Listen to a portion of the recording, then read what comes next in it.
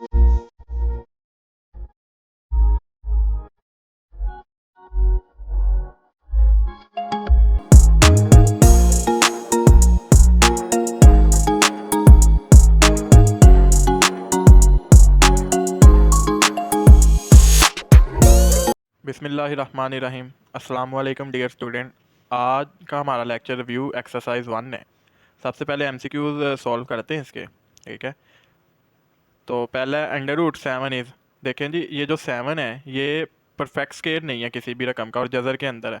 तो अगर square root के अंदर कोई रकम आए और वो परफेक्ट स्केयर ना हो तो वो होता है हमारे पास इर्रेशनल नंबर, गैर नातिक अदद। ठीक है, उर्दू वालों के लिए पाई और उलर ई आर ये भी हमने पढ़ा था इरेशनल में।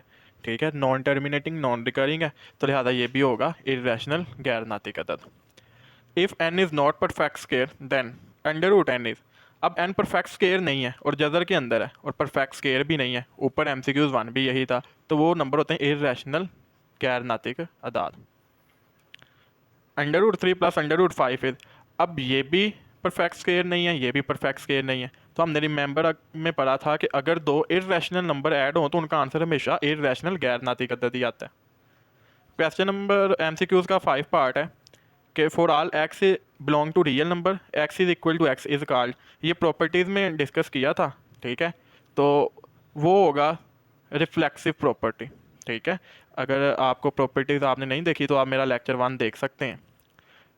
अच्छा जी, एमसीक्यूज का part 6, a b c belong कर रहे हैं रियल नंबर में, ए बड़ा हो बी से, बी बड़ा हो सी से, तो ए सी से बड़ा ही होगा ना। ठीक है, तो ये थी हमारे पास ट्रांजिटिव प्रॉपर्टी। एमसीक्यूज का पार्ट 7, वो कह रहा है 2 की पावर एक्स 8 की power x is equal to 64, तो एक्स मालूम करें। देखें जी, 2 की पावर एक्स और 8 की पावर एक्स है ना, तो 8 के अगर मैं फैक्टर बनाऊँ तो वो होता है 2 की पावर 3 इंटू एक्स, तो 2 की पावर एक्स 2 की पावर 3x, ये 64 के इक्वल है, याद रखना है। और 64 के फैक्टर बनाऊँ तो वो 2 की पावर होता है 6। ठीक है, अब बेसिस सेम हो, पावर है 2 की power x plus 3x 4x 2 की पावर 6, बेस बेस से कैंसिल, तो 4x आ गया 6 के बराबर, तो x बराबर आ गया 6/4 2 3, तो x आ गया 3/2। ठीक है, पार्ट 8, ए बी बिलोंग कर रहा है रियल नंबर में से, ए बराबर है बी के, बी बराबर है ए के, तो ये सिमेट्रिक प्रॉपर्टी है। ठीक है, under root 75 plus under root 27, अगर इसे सॉल्व करें तो अंडर रूट 75 के अगर मैं फैक्टर बनाऊँ तो वो होता है 3 × 5 × 5।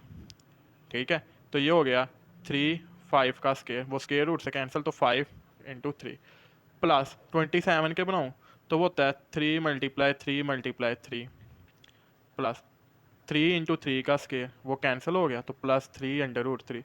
अब दोनों के साथ √3 है, तो 5 + 3 8 √3, तो इसका आंसर आएगा हमारे पास 8 √3। ठीक है, the product of 3 plus √5 3 minus √5 is, अब देखें ए जमा बी ए माइनस बी, तो ए स्केयर माइनस बी स्केयर बनेगा, तो वो हो जाएगा 3 का स्केयर माइनस √5 का स्केयर, 3 का स्केयर 9 माइनस 5, तो आ गया 4, और 4 हमारे पास होता है रैशनल नंबर।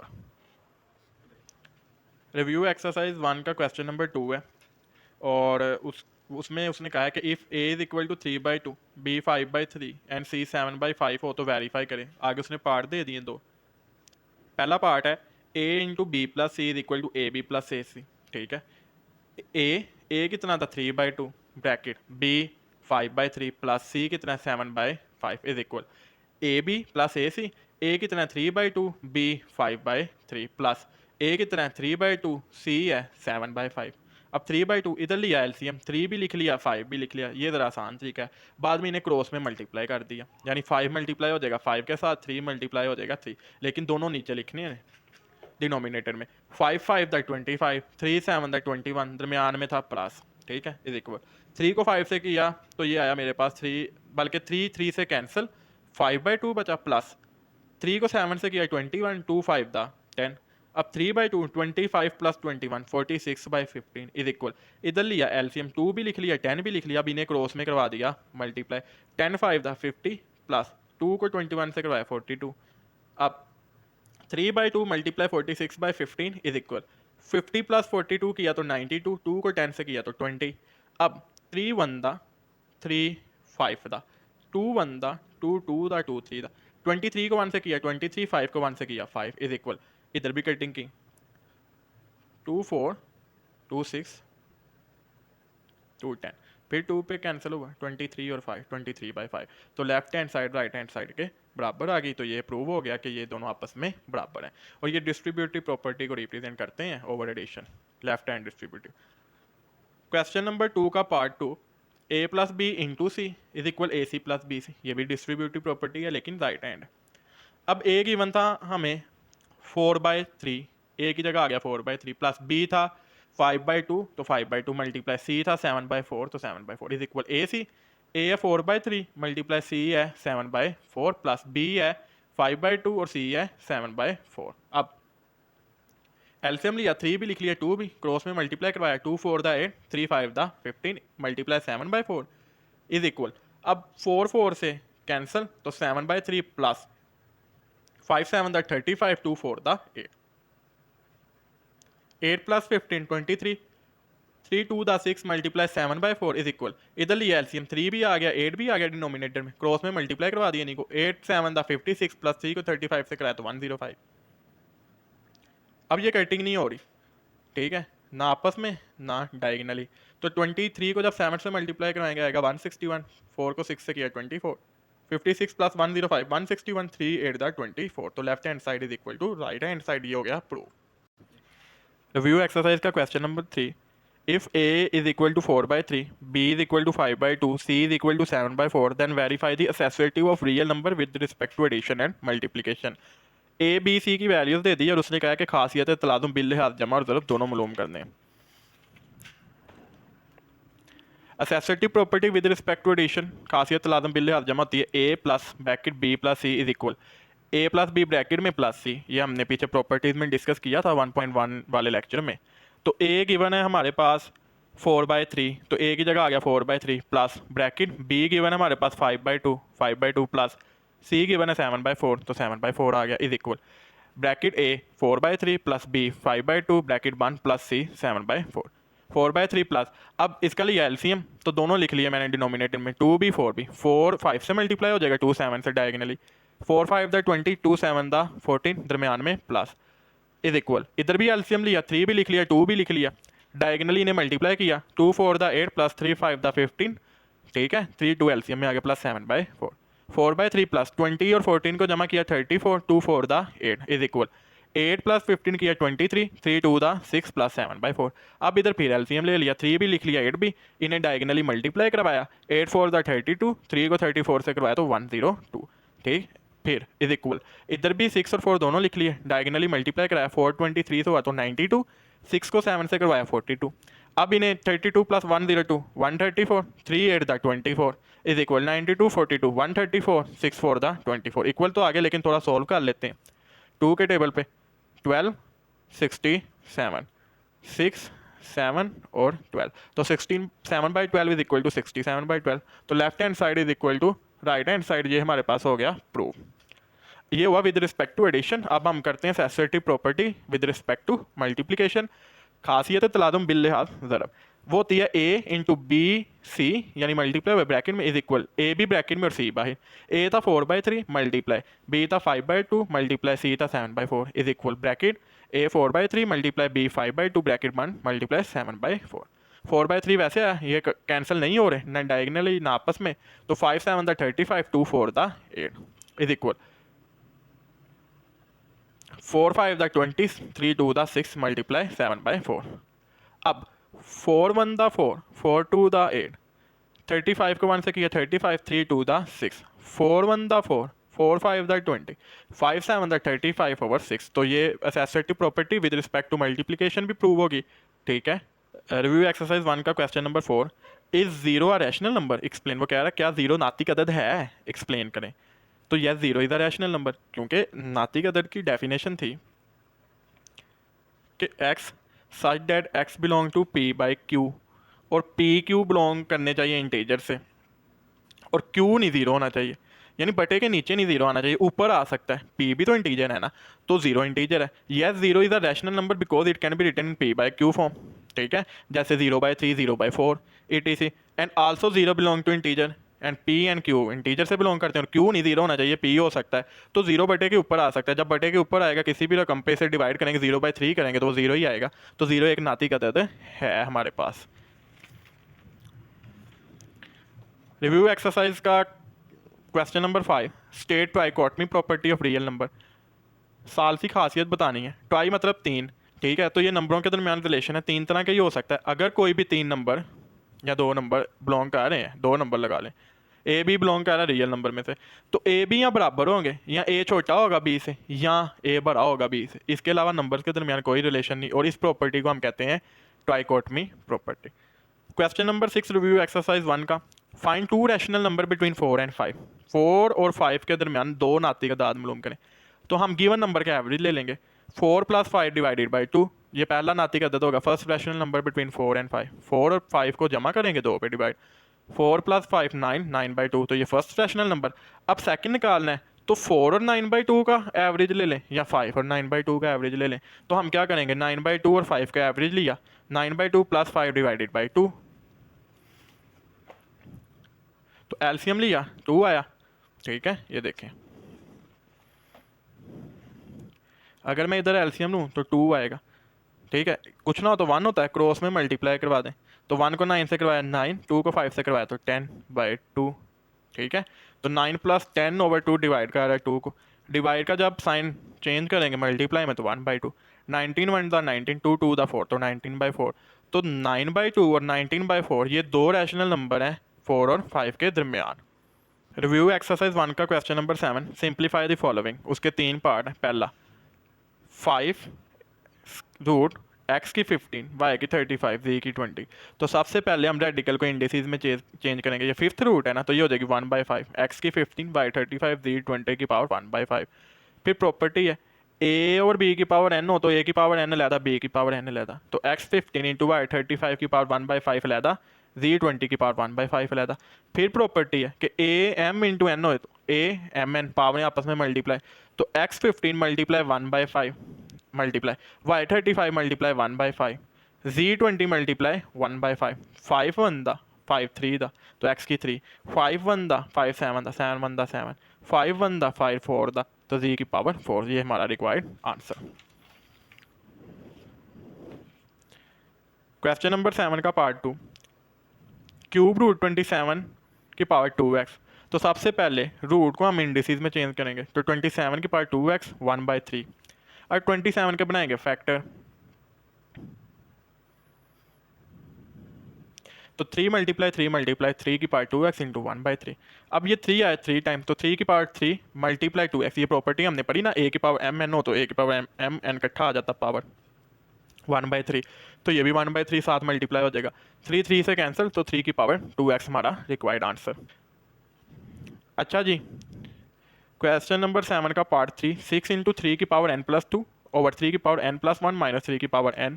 अब 6 लिख लिया, 3 की पावर n+2 ओवर 3 की पावर n+1 माइनस 3 की पावर n। ए की पावर m इंटू ए की पावर n हो, बेसिस सेम हो तो पावरें होती हैं ऐड, इसी तरह पावरें ऐड हो रही हो तो मैं बेसिस को लैदा कर सकता हूँ। 6 3 की पावर n इंटू 3 की पावर 2 ओवर 3 की पावर n 3 की पावर 1 माइनस 3 की पावर n, ठीक है। अब 3 की पावर n पहले लिख लिया, फिर 6 3 की 2 होती 9, 3 की n नीचे कॉमन लिया तो अंदर बचा 3 की पावर 1, और ये तो कॉमन आ गया तो इसकी जगह आया 1। अब 3 की n 3 की पावर n से कैंसिल, 6 9 दा 54, 3 की पावर 1 होती 3 माइनस 1, 3 माइनस 1 2, 2 1 दा 2 27 दा, तो 27 हमारे पास हमारा रिक्वायर्ड आंसर है। रिव्यू एक्सरसाइज का question number 8, the sum of 3 consecutive odd integer is 51।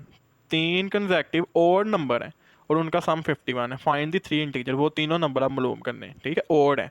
Late कर लेते हैं फर्स्ट ऑड इंटीजर है x, ठीक है। तो अगला क्या होगा देखें, अगर पहला हम फॉर एग्जांपल 1 रखते हैं तो 1 के बाद होता है 3, बीच में कितना फ़र्क आता है 1 का, ठीक है। 1 ऐड करूँगा तो वो बन जाएगा 2, फिर 2 में 1 करूँगा तो वो होगा 3, यानी पहला 1, अगला नंबर होता है 2, अगला 3। 1 और 2 में 1 का 2 और 3 में 1 का फ़र्क होता है। लेकिन हाँ, हमने इसके बाद इधर जाना है, तो लेट्स सपोज ये x है ना, तो 3 लाना है, तो x में क्या ऐड करूँगा 2, 1 में 2 ऐड करूँगा तो 3 आएगा ना, ठीक है। तो फर्स्ट ऑर्डर इंटीजर एक्स है तो सेकंड कंसेक्टिव ऑर्डर क्या होगा एक्स प्लस टू, ठीक है ना। वन वन में क्या ऐड करूँ कि थ्री आए दूसरा, तो वो होता है plus two, one plus two three होता है ना। फिर थ्री में क्या ऐड करूँ, टू ऐड करूँगा तो फाइव आएगा ना। तो इसका मतलब वन अगर एक्स रखूँ, एक्स में प्लस टू करूँगा तो थ्री आएगा। अगर फिर वन रखूँ, वन में क्या ऐड करूँ, फाइव आए तो प्लस फोर करूँगा तो एक्स प्लस फोर। तो फर्स्ट इंटीजर एक्स है, सेकंड कंसेक्टिव ऑड नंबर होगा एक्स प्लस टू और थर्ड होगा एक्स प्लस फोर। और अगर फोर्थ निकालें तो एक्स प्लस सिक्स होगा। तो हमें उसने तीन कहा है तो हमने ये तीन नंबर बना लिए। अब कंडीशन क्या थी कि अगर उन तीनों नंबरों को और कंसेक्टिव इंटीजर को जमा करूँ तो 51 आता है। X plus two plus x plus four is equal to 51। X plus two plus x plus four, x में नंबर नंबर में, plus x plus x plus x plus three x plus two plus four plus six is equal to 51। Plus का six उधर गया तो minus का 51 minus six 45। Three multiply हो रहा है, इधर आएगा तो डिवाइड, थ्री वन दा थ्री फिफ्टीन था तो एक्स आ गया 15। तो पहला ऑड नंबर मिल गया हमें 15, ठीक है।